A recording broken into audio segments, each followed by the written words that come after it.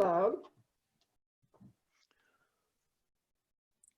Hello and welcome to our International Youth Parliament training. I'm Dr. Paula Fellingham, and I'm so honored to have also Robin, our Executive Director, and our beautiful, Robin is newly married. Yes, there she is. And Jackie's Oakley, and she's down in Arizona. Robin's in Wisconsin. I'm in Utah.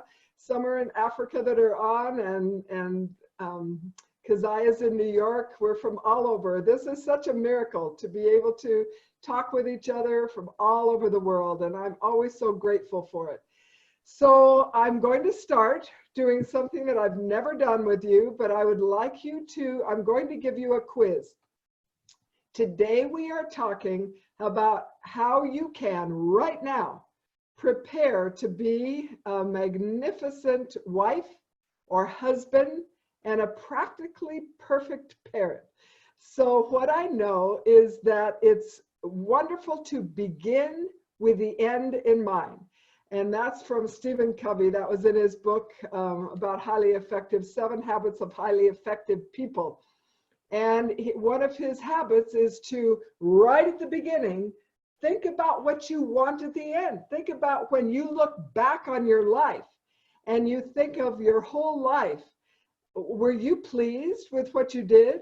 Well, when you are young, since you are young, then you have the opportunity to have your whole life ahead of you.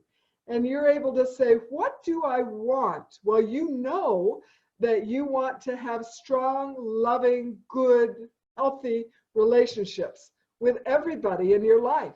And someday you'll probably be a wife or a husband or a parent, a mother or a father. So as I was thinking about what I would like to train you on this Saturday, I thought how beautiful it would be for me to give you some solutions in the very beginning while you're young, so that you can say, oh, that's what I want.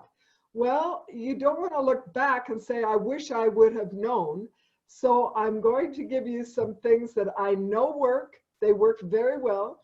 I've been married 49 years. And I have those 8 children, 24 grandchildren, one more peek at them. Yep, there they are. Yes. And I've written now 5 parenting books, and I know the things that work, and I've also known what doesn't work, because of course I've done lots of things that didn't work. But that's one of the ways you find out what works, is that you stop doing the things that don't work, right? So I'd like to start with this quiz. And I want you to answer in your minds, very honestly. And I want you to think of your family right now, your family, the one that you have now. Then at the same time, after you think of that, I want you to be thinking about your future family. Okay? All right. There are 24, and it's going to go quickly, because you're just going to answer in your mind, okay? So answer about your family, no matter what that looks like. If it's just you and your mom. Gilbert's on, and I know that he has 8 children in his family, and a mama and a daddy, and I know all his brothers and sisters and his parents. They live in Uganda. So, and I loved my time with them and being in their home with them. So I know a little bit about their family. I don't know about your families. So let's jump in, and please answer this in your mind. 24 questions. Number 1, our family thinks kind thoughts about each other. Now, I want you to think one of 3 things: almost never, sometimes, almost always. Almost never, they think kind thoughts. Sometimes they do, almost always they do. Number 2, in our family, we express love for each other easily. 3, we use kind tone of voices when we speak. And also think about you. Do you use a kind tone of voice? Almost never, sometimes, almost always. Number 4, we treat one another the way we would like to be treated. 5, we enjoy doing things together as a family. 6, we set family goals together.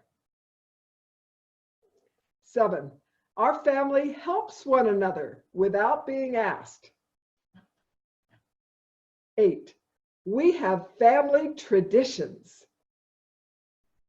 9, we try to understand one another's feelings.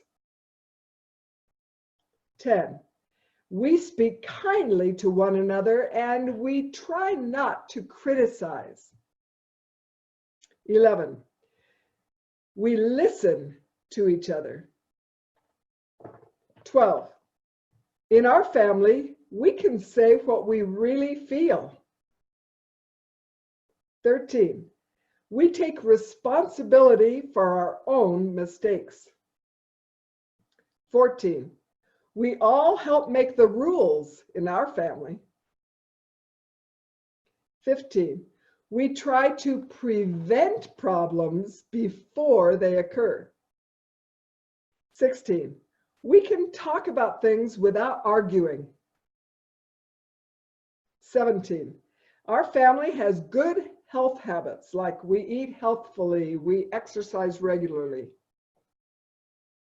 18, we enjoy learning in our family. 19, our family enjoys being with other people. 20, our family makes wise financial decisions. 21, we rely upon God. 22, our family prays together. 23, we worship God as a family. 24, we share our feelings about God in our family. Okay, so how did you do? Some of them you kind of cringed a little thinking, oh, we don't do that very well. And other ones you're like, we're good at that. So what do you want your family? If you were a mother, if you were a father, and I gave you that same quiz, you would want, the goal is to say almost always on every one of those. So how is that going to happen in your future? I'd like to suggest, my darling ones, that it happens right now, that you are becoming the person you want to be as a wonderful wife, a wonderful father, and husband, mother, and that starts now. It doesn't start the minute you get married. You're preparing. You want to attract to you, to be your husband or wife, the very most wonderful person. You want to attract them into your life. What does that require? That requires you being prepared to be the most wonderful person for that person, because your future wife, your future husband, they're out there right now looking for you. It's kind of fun to think about that. It's true. All right, so then I'd like to suggest that I'm going to go through these pretty quickly. I'd like to suggest some things, put them in your mind, and maybe you do them already in your family. Maybe you've thought about these, but these are loving reminders of what makes successful families. Hello, darling, who just joined us. Yes. All right. So one of the things that I know works is to have an organized family. That every week, and you may or may not do this. I know Gilbert's on the line and he can't do it because he doesn't live at home right now. Maybe some of you don't live at home. But every week, you should gather your family around. And if you do live at home, you can suggest that you do this. You can be the catalyst. That means you can be the one that puts this out and makes it happen. And you have a family gathering, a family meeting. And once a week, you talk about what's working and not working. And in a non-critical way, you suggest ideas of what could make your family better. You talk about activities for that next week so that you're organized and you know what different people are doing and you could support each other in those activities. You talk about, you schedule things for the next week and say, let's have a family picnic, or let's have a family activity, or let's, whatever it is that you want to do, you can make these things happen. and be proactive. You can be the one that helps make your family stronger. You don't have to just complain, well, my mom's always critical. Well, that's great. It's not great, but but you can be the one, whatever the details are in your family, to help strengthen your family by you being kind. Albert Schweitzer, I've quoted him before. He's a great humanitarian, thank you. And he said, there are only 3 ways to teach. The first is by example, the second is by example, the third is by example. If you want more cheerful, a better, happier atmosphere in your home, be happy, be cheerful, be kind. You be the one to make these things happen. And you say, well, but I am kind, I am cheerful, it doesn't help. You keep doing it. Keep doing it, because you can be, oh, Robin has this at the bottom of every one of her letters, her everything. Gandhi, what is it, Robin? Be the change you wish to see in the world. You be it. If you want your family to change, then you change and you be the one. All right, family meetings, very important. And if you don't have them, it's the best way to be organized as a family. And we've had them for years. Then do you have a family mission statement?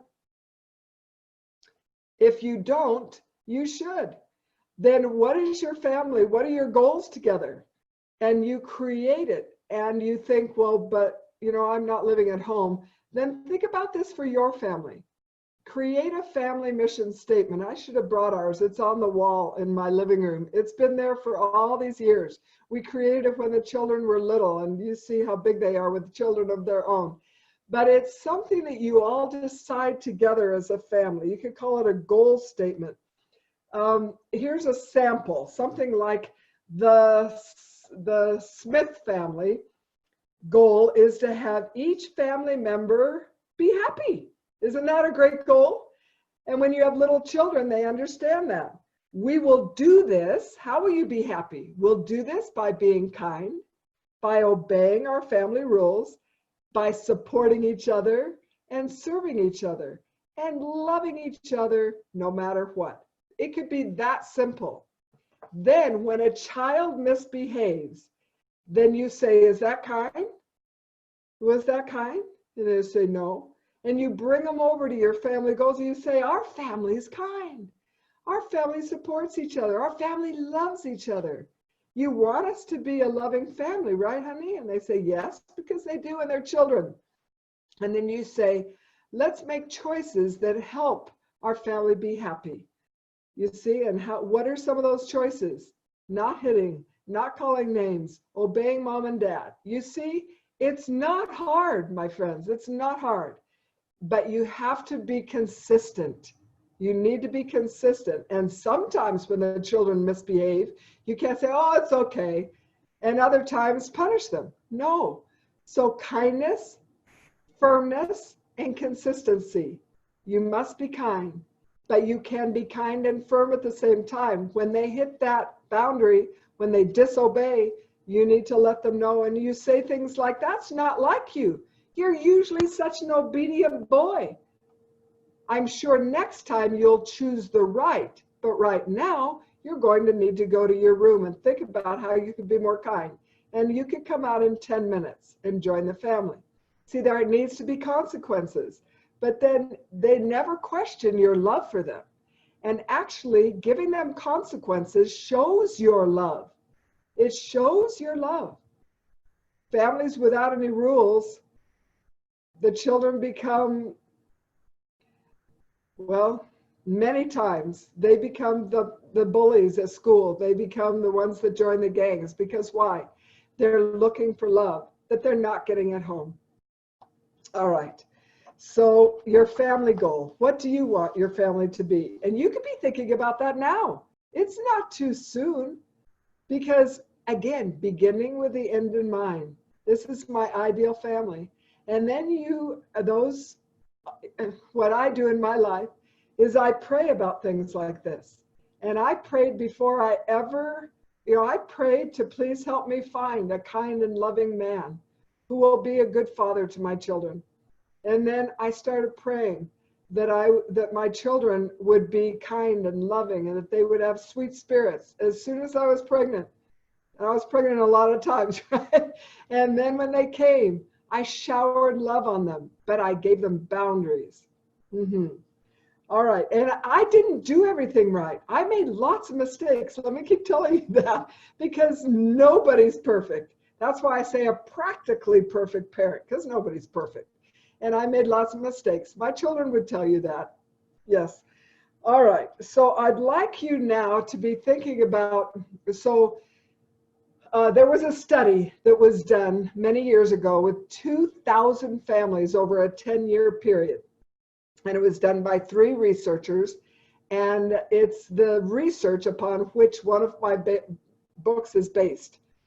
And they went out to find what is the single most important ingredient in a happy home. What is it? Do you know what it is? 2,000 families, all the work that they went to, it's kindness. It's not love. Love is wonderful, but they found that even if you don't madly love a brother or a sister, if you're just kind, just be kind. And kindness has 4 parts: kind thoughts, kind words, kind tone of voice, kind actions. Kind thoughts determine your words and your actions. So it begins with the way you think. So begin thinking kind thoughts always, or you do think kind thoughts. Don't begin, continue, because you are such kind, wonderful, wonderful people. So, but your thoughts need to be kind about you. And if you're older and you're like, you would never say, I'll never find the love of my life. You say, I'm becoming the kind of person who will find that person soon. They're getting ready. They're looking for me. And you just are kind to yourself. I'm getting better and better every day. You talk to yourself like that. That's kindness. So it begins with you. And then, of course, it ripples out in your family and with your friends, with your children. All right. Here are ways to show kindness. 16 ways. I'm going to read these quickly, and they're from my book. Speak gently, always being positive, and lift others. 2, help people with no thought of reward. 3, overlook others' mistakes and have great patience with imperfections, things they do wrong, and that includes you. 4, forgive easily and quickly. Just say, I forgive you, and say, I'm sorry, quickly. Don't hold that grudge, because that's just festering. And you've heard this many times, but I'm going to remind you, if you don't forgive, it's like taking poison and expecting the other person to die. It's going to hurt you. So whoever, right now, this minute, as you're listening to this, if there's anybody that you're still upset with and you have not forgiven, make a decision that you're going to forgive them and do it. Number 5, put the needs and desires of others before your own.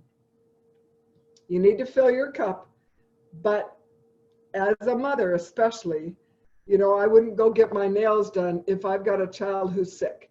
And, that type of thing. It is important to fill your cup. All right, number 6, share the good things in your life freely. Share them. And the 2 women on the line who are my heroes, Robin and Jackie, they do this.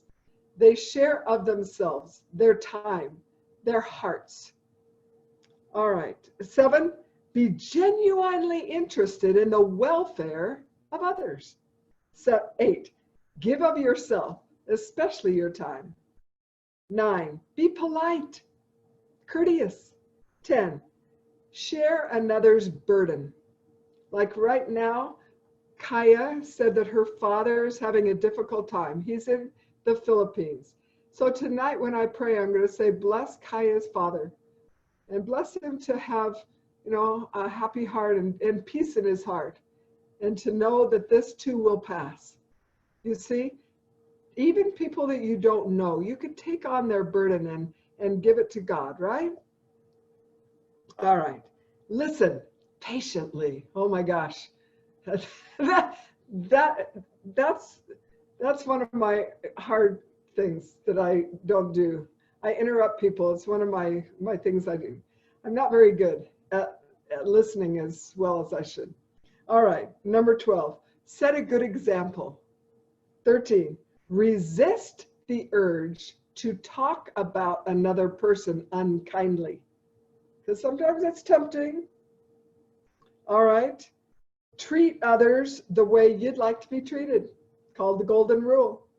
15, be fair, be honest, always. And the last one, try to love others unconditionally. Now, this does not mean that you agree with what they're doing, but it means you love them because they're your brother or your sister. They are God's children. All right?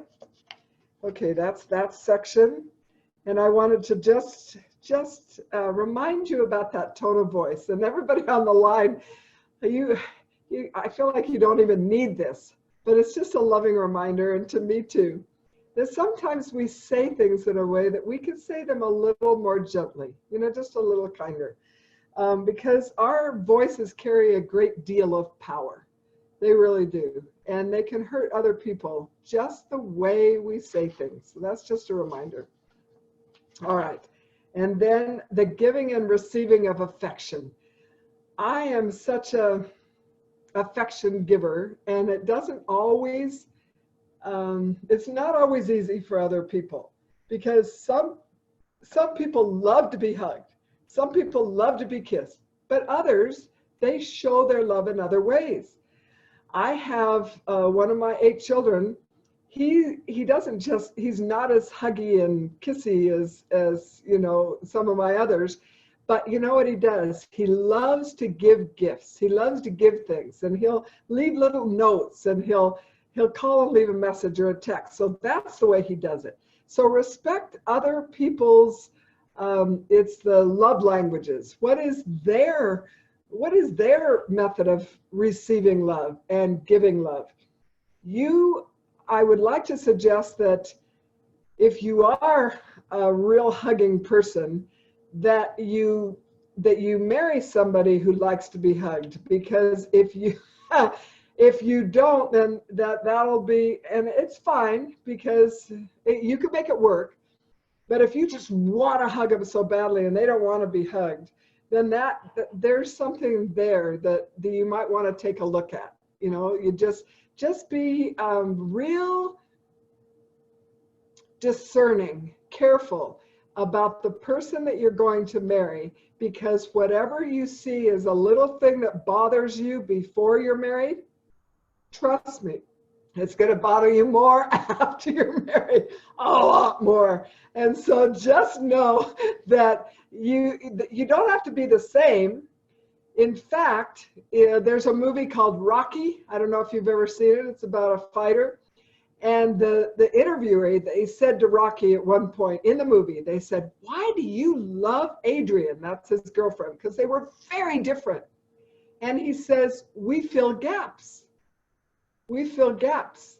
So where she has a gap, where he's, they were different, but then together they filled gaps. So I know it works. I have a very quiet husband, very quiet.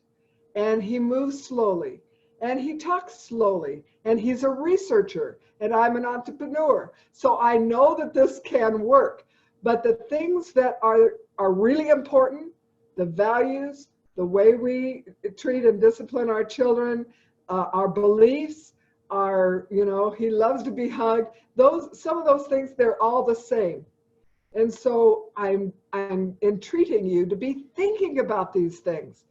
Don't just think, well, whoever I fall in love with. Think about it carefully. And when you start in a serious relationship, talk to them about what's important to you, what's important to them. Go deep. Ask them deep questions. And don't ever marry somebody that you don't really, really know very, very well. Okay? All right, darling ones. I hope this is helpful to you. I'm really hoping that it's helpful to you.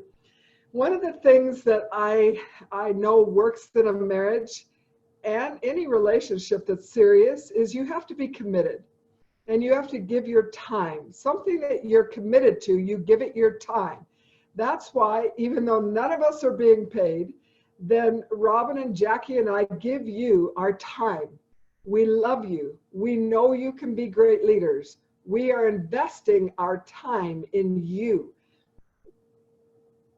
because we desire to, because that's a choice that we've made because of our love for you and our belief in you that you can be those guardians of tomorrow. You can be national leaders. And if you choose not to do that, you can be great leaders in your homes and you can help this next generation. So everything we teach you has benefits for the future. All those newsletters, and shame on you if you don't open those newsletters that Robin sends. She spends so much time working on those.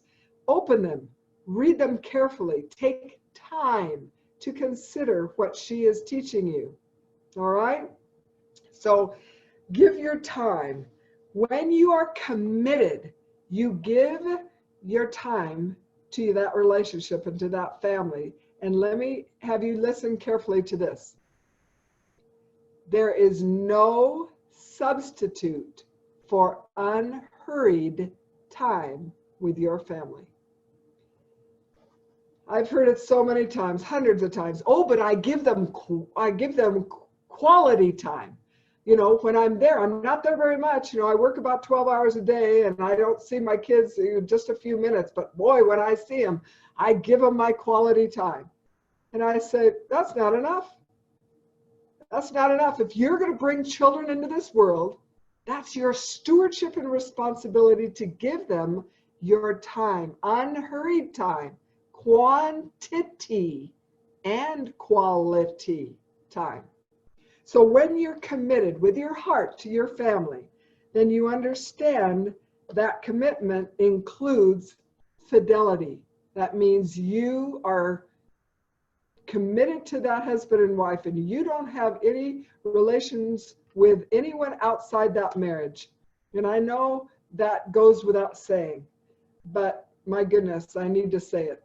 It's not okay when you're committed in a relationship to then go and be with another person. It's not okay. Number two, you have a unity that puts your family first in your mind and your heart and helps promote the well-being of each family member. Number three, you tolerate your family's shortcomings and you practice patience. Number four, you recognize that abuse and abandonment are not options.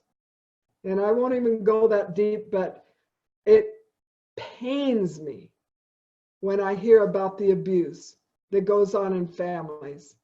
And that's absolutely something that you would never do. The minute you feel yourself getting that angry, listen carefully, walk out. Say, I need to take time to cool down. And you leave that house and go for a walk, whether it's 5 minutes or 5 hours, but you don't come back until you're in control. If you just do that one thing, just leave, then that would prevent so much abuse in the world. All right, seek solutions when problems arrive, but try to prevent the problems. We're going to talk about that in a minute. And celebrate family changes. Like if everything that, if you have to move, celebrate it. Don't make it a burden on your children. Oh my gosh, we've got to just be in the habit of celebrating everything that happens that's like a change. Be flexible. Don't sweat the small stuff. We've talked about this before, and it's almost all small stuff. You know, your ability to be just flexible and go with the flow is an indication of your strength of character. Keziah is on the line. She's had to be very flexible in her life. She's now in New York. She's moved several times. She was with her mom. Now she's with her aunt. Her dad's in the Philippines. She goes with the flow very, very well. And I know you probably all do, but that's something that you need to consider, especially as a partner in a marriage, and as a parent, okay? And there's another thing that Dr. Covey talked about. He's passed away now, the one that wrote that book that sold millions of copies. But he says, understand before you try to be understood. Try to focus in on that spouse or that child's heart and their real problems before you try to explain what's wrong with you or what happened to you or something bad that happened to you. Say, really try to understand them before you try to be understood. This is one of the keys to successful relationships. All right, another one. Oh yes, communication. We can have, and we've had I gave a whole presentation on communication, so I'm not going to go deep into this one, but good communication is the key, like a key to a long-lasting relationship. It's not just what you say, it's how you say it, but it is also what you say. So communicating and saying things like I just told you, I gave you an example. You know, it's not like you to whatever they did, to lie right to me or to be disobedient. You know, I love you so much, and I know that you're usually so obedient. Now, how does this work with a spouse? You know, you say, honey, what you just said, it hurt my heart. And I know you didn't mean to hurt my heart. What can I do to help you feel better about how you're speaking to me? And when you talk in ways like that, instead of saying, I can't believe you just said that. You know what I'm saying? There are ways to talk that help you be cherished, that your husband cherishes you, your wife cherishes you. And so much comes down to the words we say and the way we say it. All right. So listening, we already talked about that. So important to listen, you know, and show you're listening. Look in their eyes. Have you ever talked to somebody who's like looking like this and they're just, it's like, look at me. And then, you know, and your body language. You're not just, have you ever talked to somebody and then in a crowd and you're looking over their shoulder, or they're looking over your shoulder, you're talking to them and they're looking at who's at the party or who's around, and you don't really show you're listening.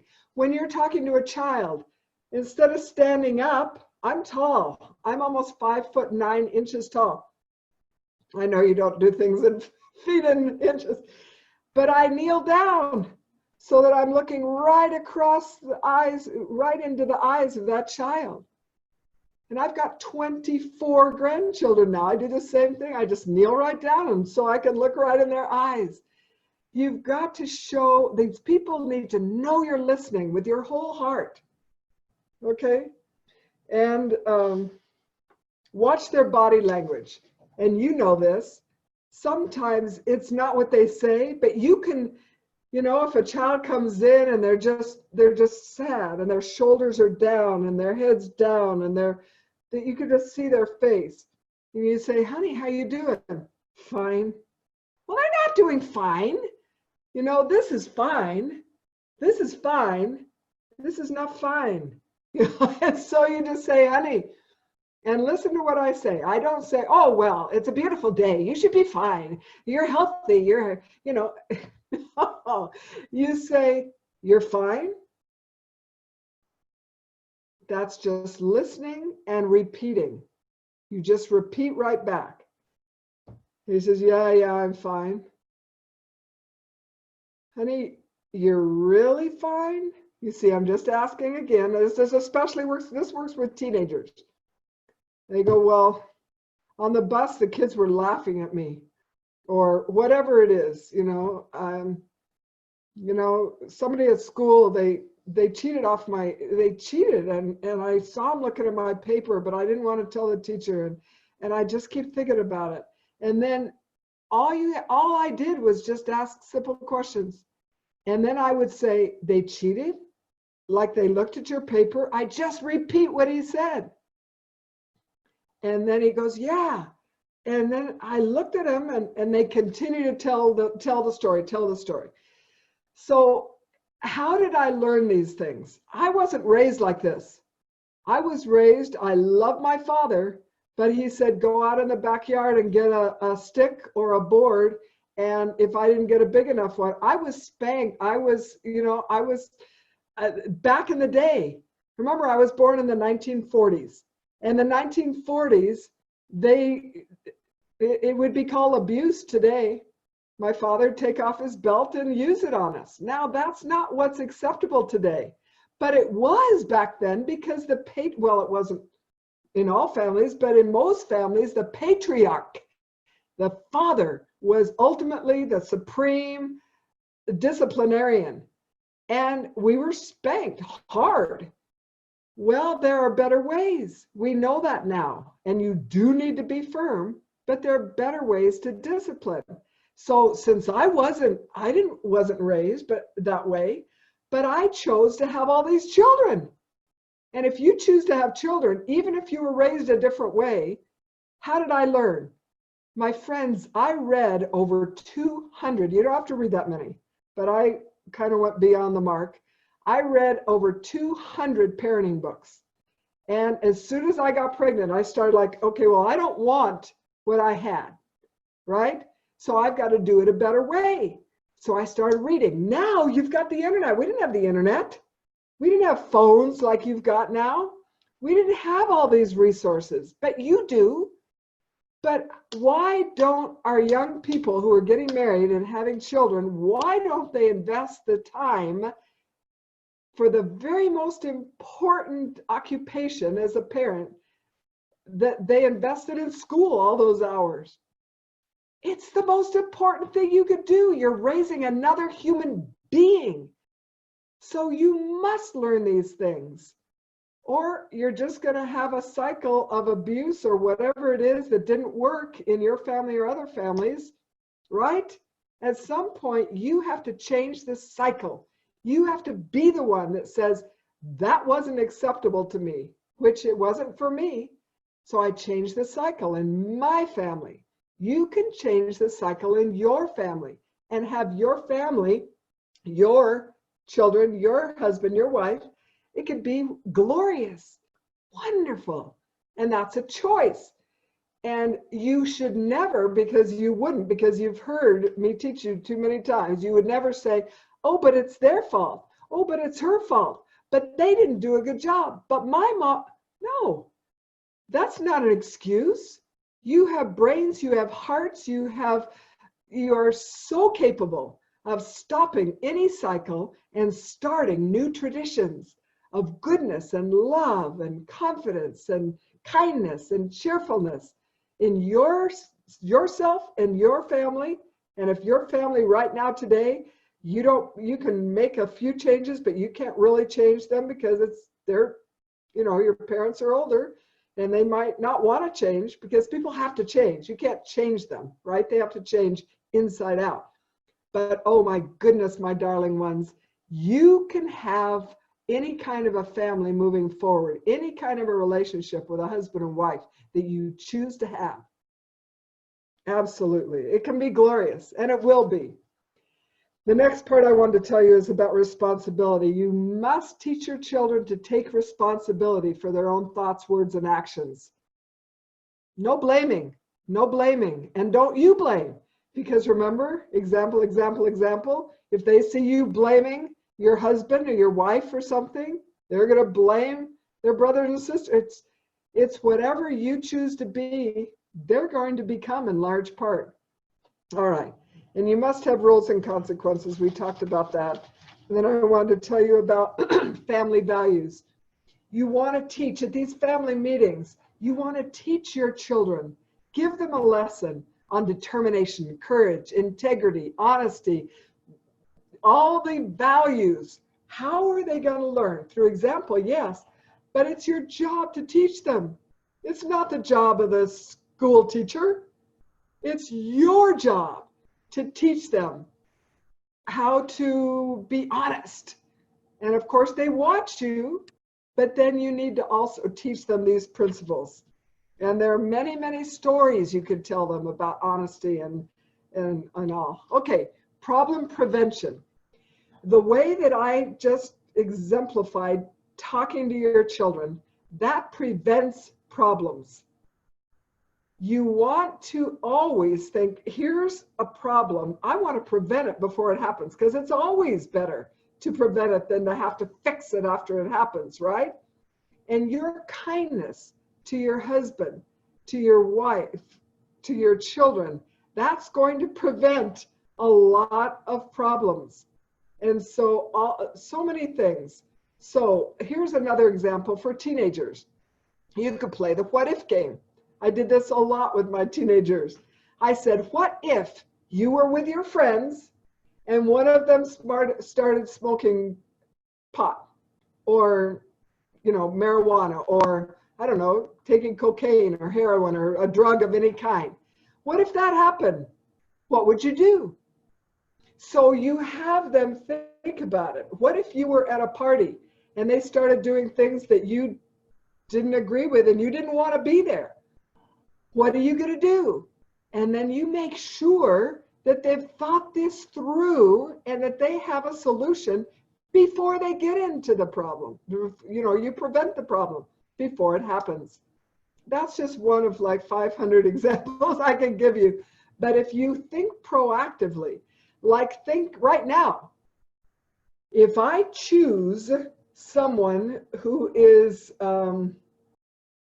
who I could see before I marry them is very, very lazy. They just don't want to do things. And they're not productive, but boy, they're sure cute. They're really cute and they're smart and all, but they just are really lazy. My friends, that's going to get worse. You prevent the problem of having a lazy spouse by not marrying them in the beginning. You've got to know what you want, and then don't settle for less. Don't say, well, I like this and this and this, but wow, I really don't like this. Then just keep looking. And when you have children, if you see them starting to go down a path of maybe not telling the truth, and even though you talk to them and it's just like you to be an honest boy, you're usually honest, and then he tells another lie and tells another lie, then you've got to decide what you're going to do with that. And I would apply great and serious consequences. I would take away the thing that they love the best in their life for a long time. I would talk to them every day. I would have serious consequences and try to help them change that behavior. But preventing problems is powerful. All right, this is taking longer than I thought. I'm not even getting to the heart of the marriage problem part. Okay, coping with family stress.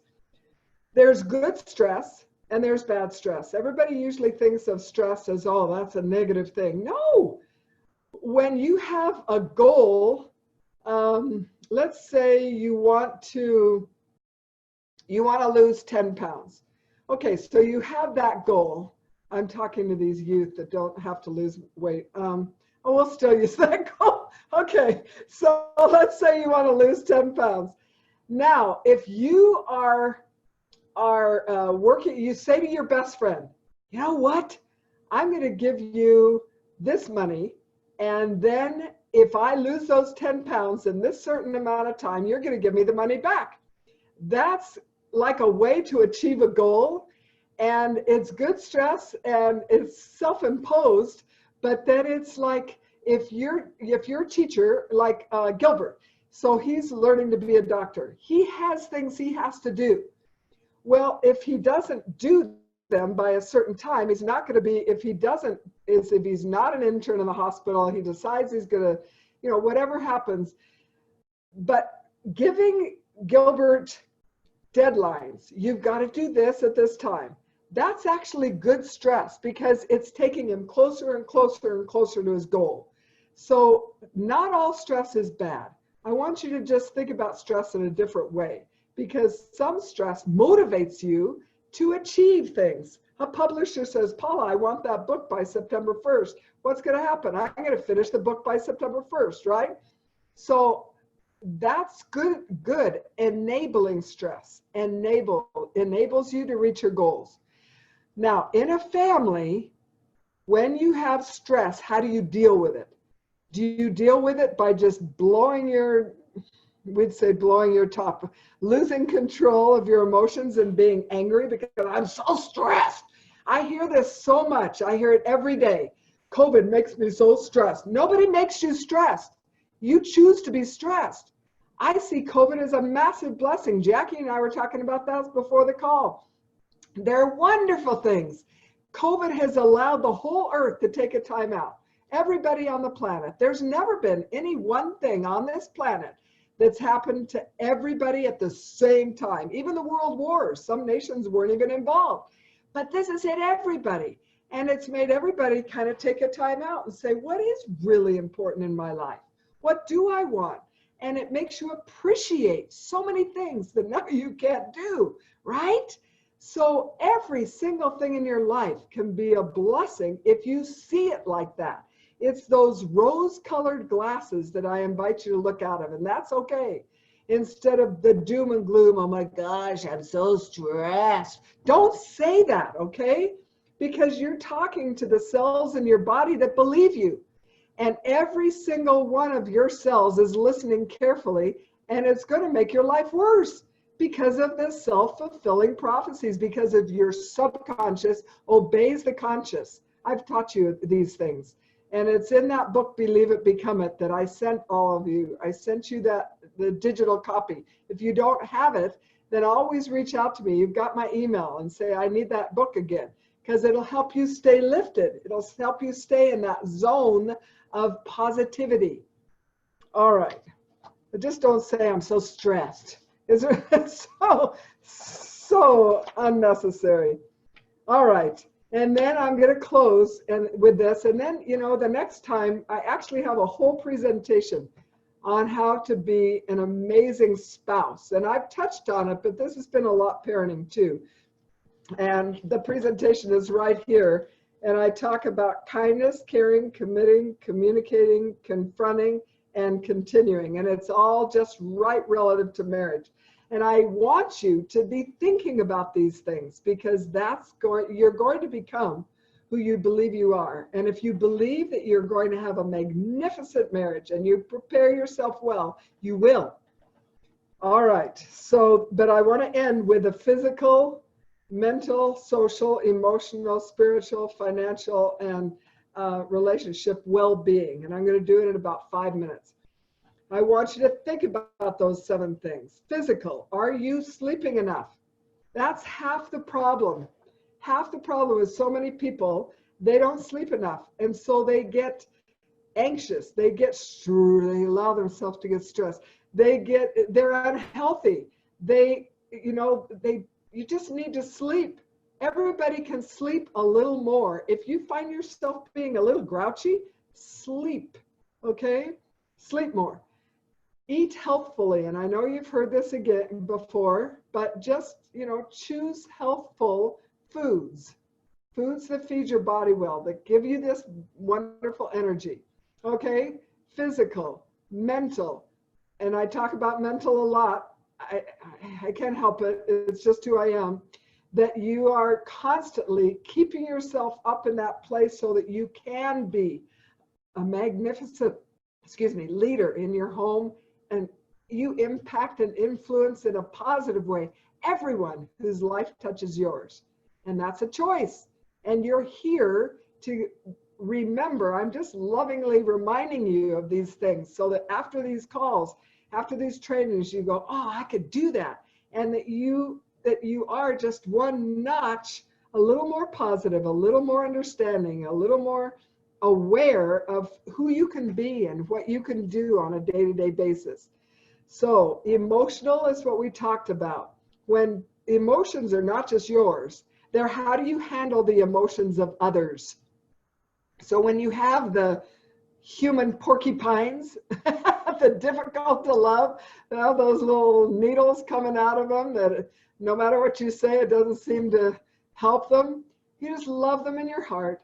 and you give them so much, but then you don't give them any more. And you, like you say, I can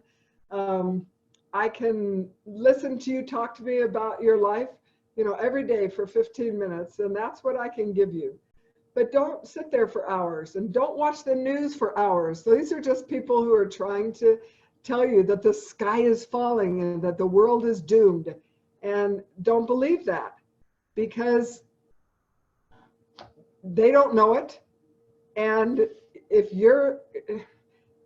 I just can't go there. Okay, I never watch the news. I read the papers, I listen, I know what's going on, but I don't give other people the power to affect my well-being. So that's the emotions of others. Other people could be running around going, oh my gosh, the world's gonna, and it doesn't have to affect you if you don't allow it, right? Then your emotions, we talk a lot about that. You just keep them in control as best you can. Sometimes you're going to walk out of that house and that's okay. All right. So then the physical, mental, emotional, social. What are you doing to help others? Get out there and just love on them and give and give and give. And never give up. We talked about that. And then your relationships. I've talked about that. Be the kind of person you want others to be. And then the financial, that's really tricky right now. It's really tricky. So many people are losing their jobs. So many people are struggling. But you can say in your heart, you know what? I am going to get over to the other side of this. And you could be doing things that help you make some money. If you choose, just go research, look. If I had unlimited money, I'd hire you all. I would love to do that. I don't. And the last one, spiritual. So the spiritual is keep your hand in God's hand. Let him touch your heart. Let him fill your soul with his light. And I know you do. And it's my prayer right now that God's richest blessings will be yours, and that you will be able to get to the other side of this tender, tumultuous time, this COVID challenge, a better person, stronger, and more able to impact and influence others in positive ways. And that's my prayer for you. Inshallah. And God willing. All right, that concludes my presentation. Do any of you have any questions that are on the line? Or Jackie or Robin, do you have any comments that you'd like to share? That's beautiful, Paula. As I would like to share something. Oh, go ahead, Jackie. It's beautiful as usual. You always have heartfelt words and thoughts, and with any luck and fortune, they are absorbed by all with whom you interact. I continue to see that in everything you and I do together, and I am still amazed and feeling blessed to be on the same path with you. To hopefully be able to bring the excitement of awareness, which is what I'm all about as well. And I am praying as well that the many youth people that the Parliament that are in any way connected to this organization will realize the abundance that is available to them now and forever, and pay attention to the excitement of awareness through the way you coach and teach. So that is my prayer, that they are able to receive. Thank you. Thank you. Robin, darling? Yes. I mean, I realize the focus on this is families and getting married and children, and all of these young people definitely need to absorb the wonderful message, but they can also kind of practice now, practice active listening, practice how they're going to word things in their work relationships, in their, you know, their jobs, their leadership positions, all of these skills, building family and learning to listen to one another and care for one another, they will work in every aspect of their life. So, and they can use this time, they're not married, they don't have children, by practicing and building these skills with everyone that's around them. I love that you said that. Thank you for that reminder. Absolutely. Everything that I shared can be applied right now today with where you are. Thank you, Robin. And the one thing that you forgot to say, which you always say, is that you are amazing and wonderful as you are right now. Yes. Love yourself just the way you are. All right. We love you and have a wonderful month. We'll be reconvening in September. You always can reach out to any of the three of us. We love you. We honor you. And God bless. Okay. Bye-bye. Thank you so much, Dr. Paula. You're welcome. You're so welcome. Yes, Mama Paula, thank you so much. It's been a You're so welcome, Gilbert. We love you. pleasure. Mhm.